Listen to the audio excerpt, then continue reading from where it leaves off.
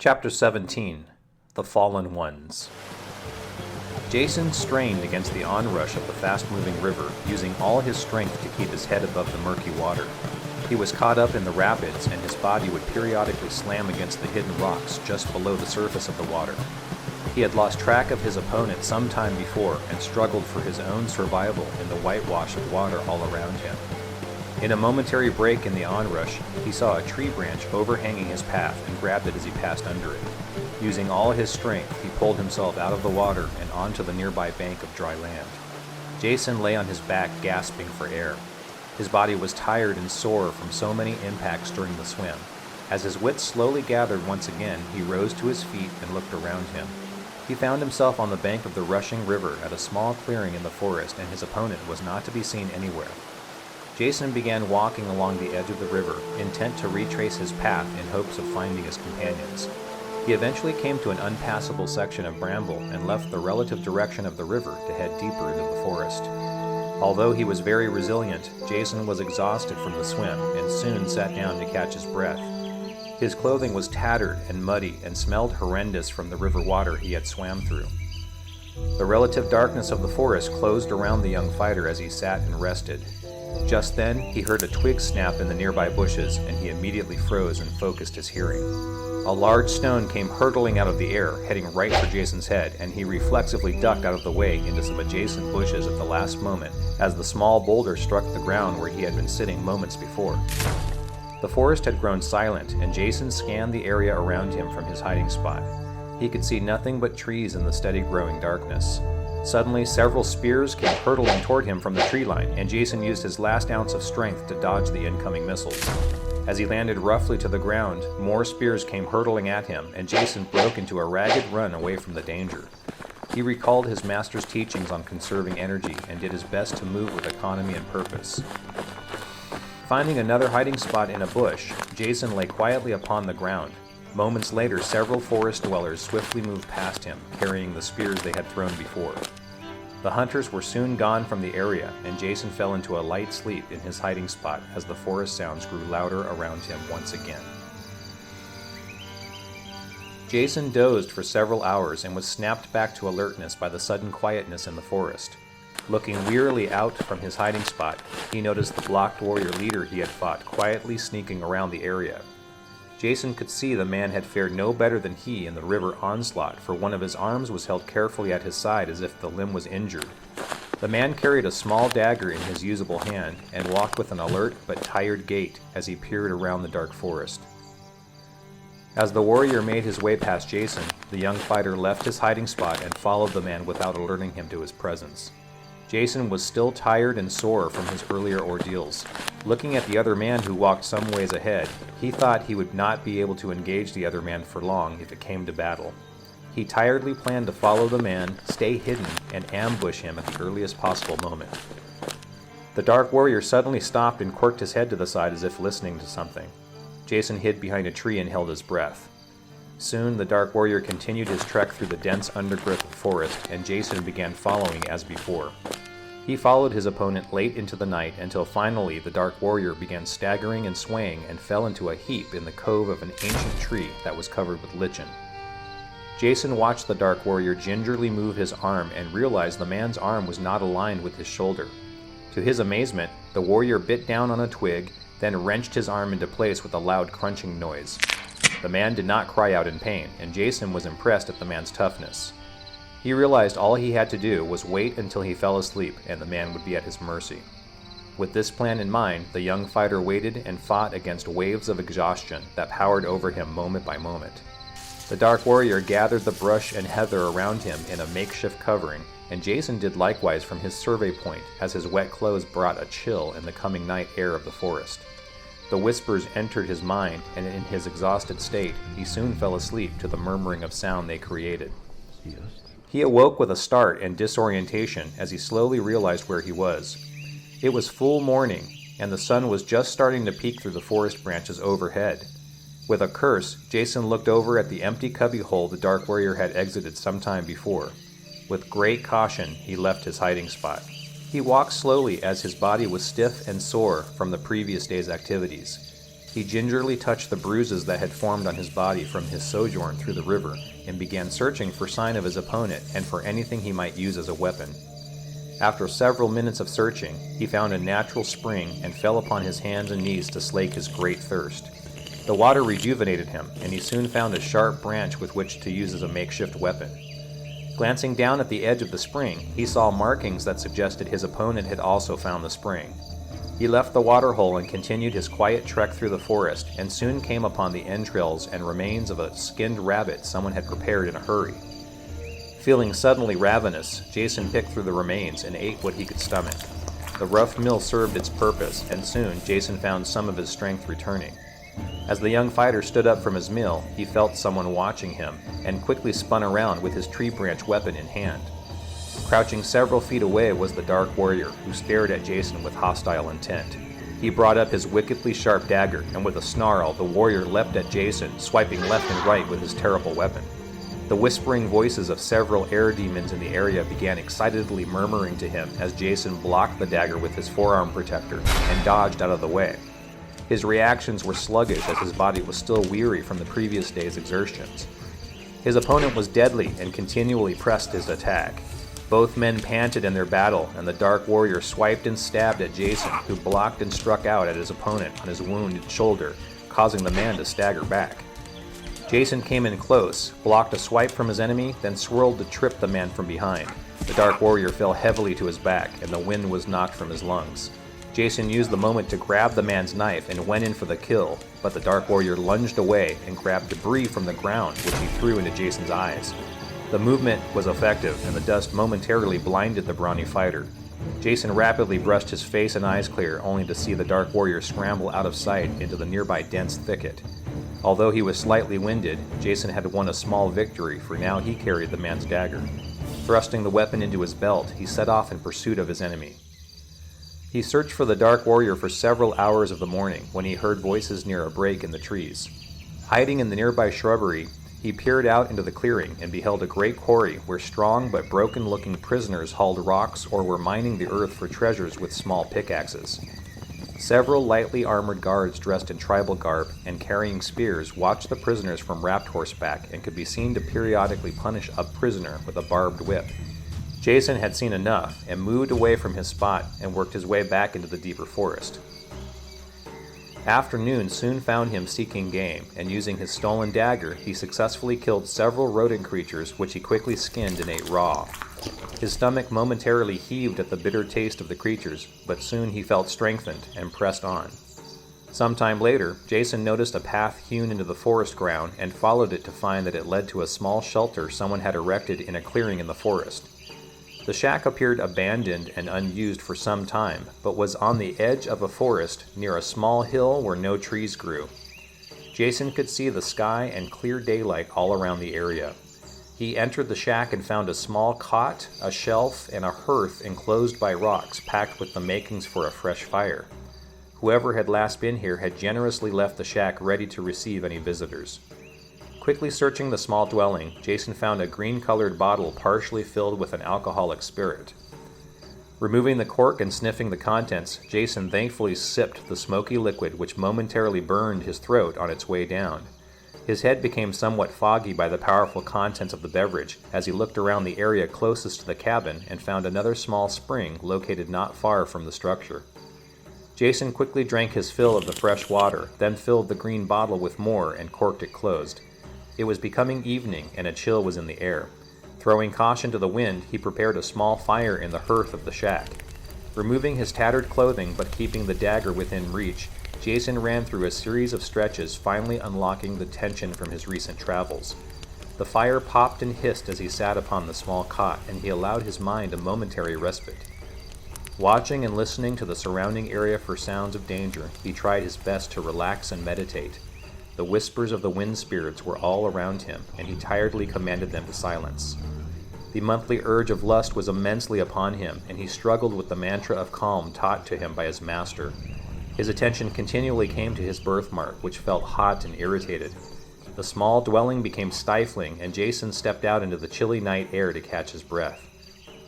The partially full moon was high in the sky as the night chill surrounded his body, and he took in deep breaths of the clean forest air. The atmosphere helped to momentarily clear his head of the hot urges within him. A small stone suddenly fell from a nearby shelf of rock, and Jacen spun around at the noise. Standing there was the Dark Warrior, who stared intently at Jacen's naked form. He was unarmed, and after a moment's pause, broke the silence. "It is useless to continue hunting each other in this manner. What say you we end this game once and for all?" the Dark Warrior inquired. Jacen stepped toward the man and met his gaze. He had left the dagger with his clothing in the small hut.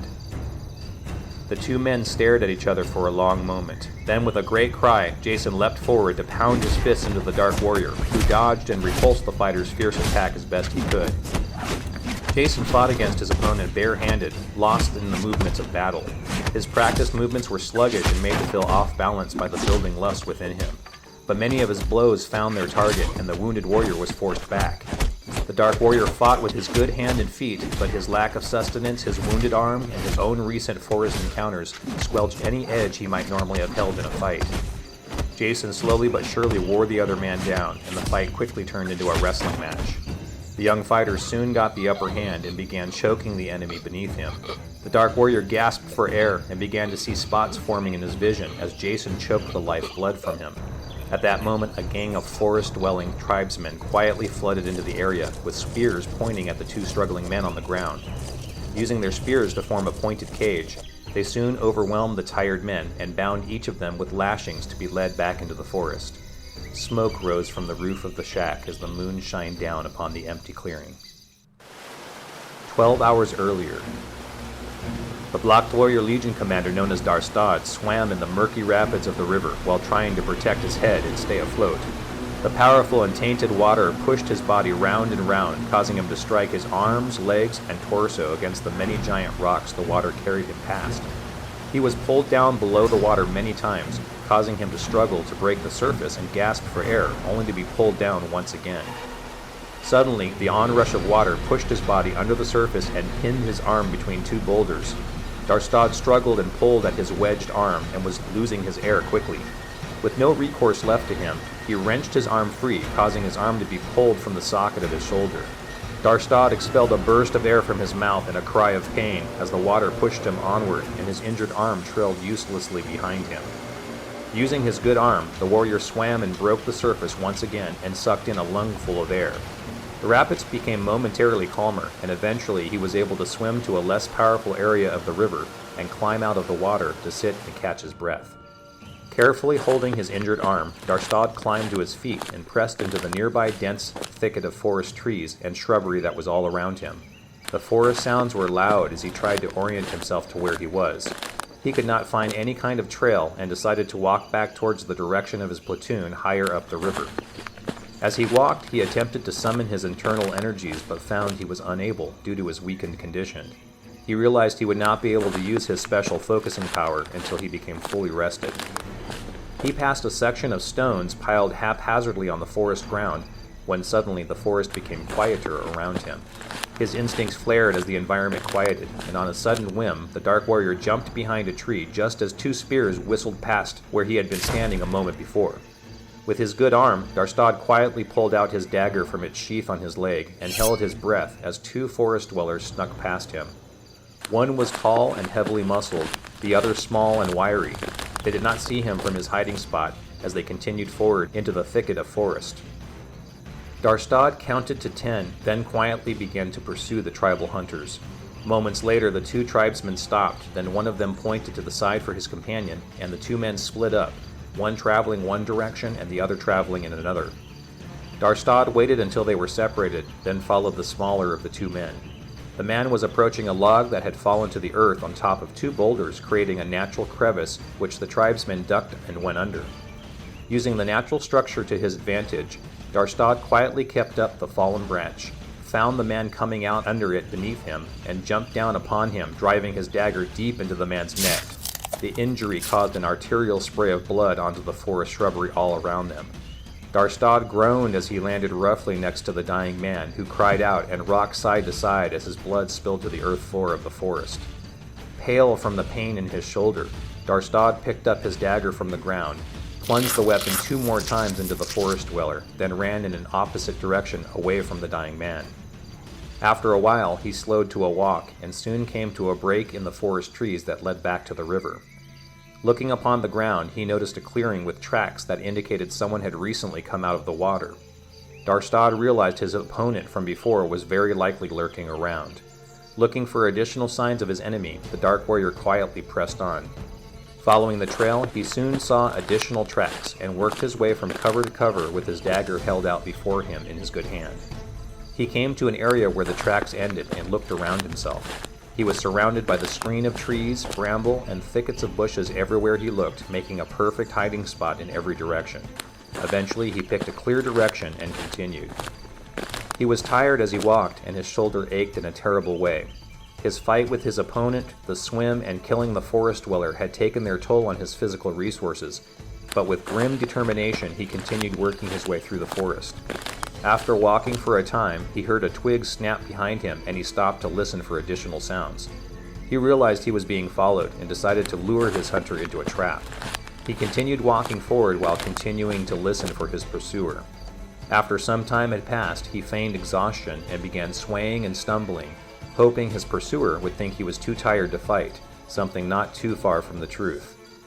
Up ahead, he saw a large tree covered with lichen that had a small cubbyhole just big enough to sit in. Deciding to use this opportunity, he staggered to the opening and fell into a sitting position. If he was being watched, his hunter might believe he was exhausted. In the brief respite, Darstaad grabbed his injured arm, placed a twig in his mouth to bite upon, pulled his mind away from the pain, and wrenched the limb back into the proper position. His action caused a loud, crunching noise to sound out into the forest. Darstaad noticed a dull pain from his mental vantage point and slowly allowed himself to return to full consciousness, where the exquisite pain of his shoulder made him feel nauseous. After another few moments, he began pulling the surrounding brush onto him to conserve warmth and lay unmoving, waiting for the best time to strike out. He waited for 2 hours in the full dark of night all around him. It was difficult to see in the dark night, and he slowly moved out of his cubbyhole to crawl away. It was near impossible to see anything in the dark, and he gave up the hope of finding his pursuer.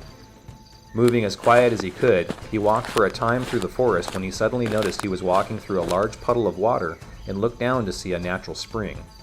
The Dark Warrior knelt to the water and drank his fill from the spring as the light of dawn began to rise and create more light in the area.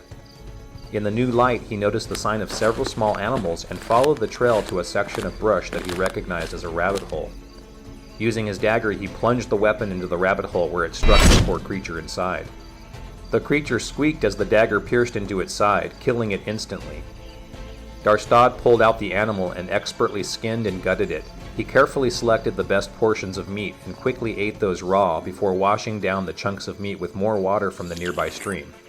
Just then, he heard something approaching the area of the spring and quickly hid in the nearby screen of trees.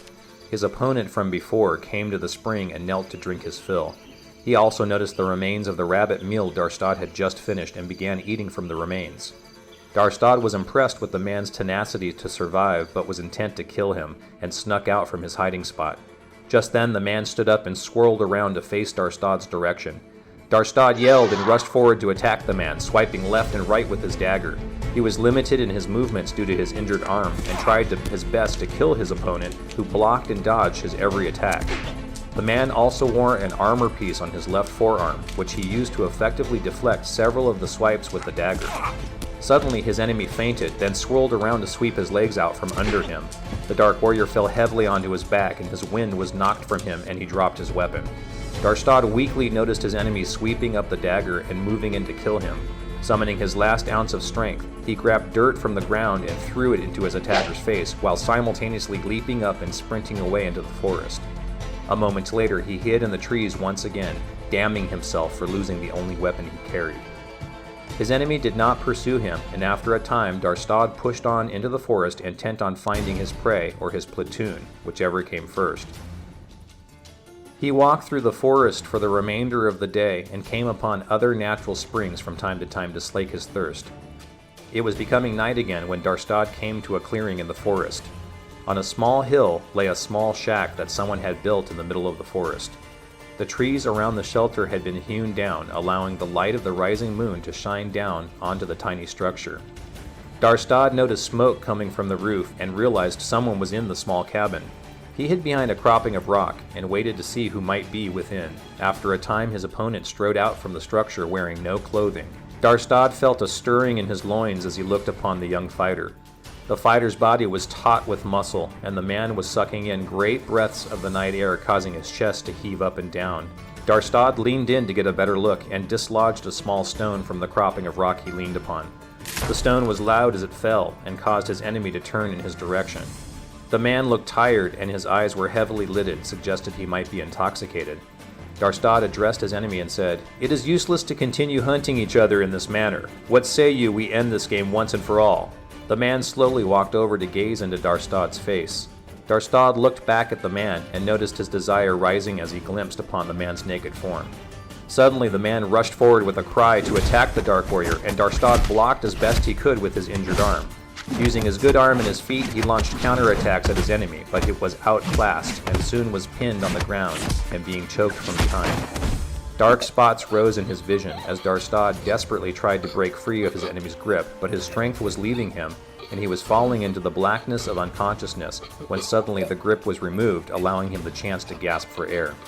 As he regained his focus, Darstaad looked up to see the sharp ends of many spears from a tribe of forest dwellers that surrounded he and his enemy. One of the forest dwellers came up and lashed his hands behind him, causing him to groan at the pain in his shoulder. He noticed his enemy was similarly tied up, and together the two men were led back into the forest.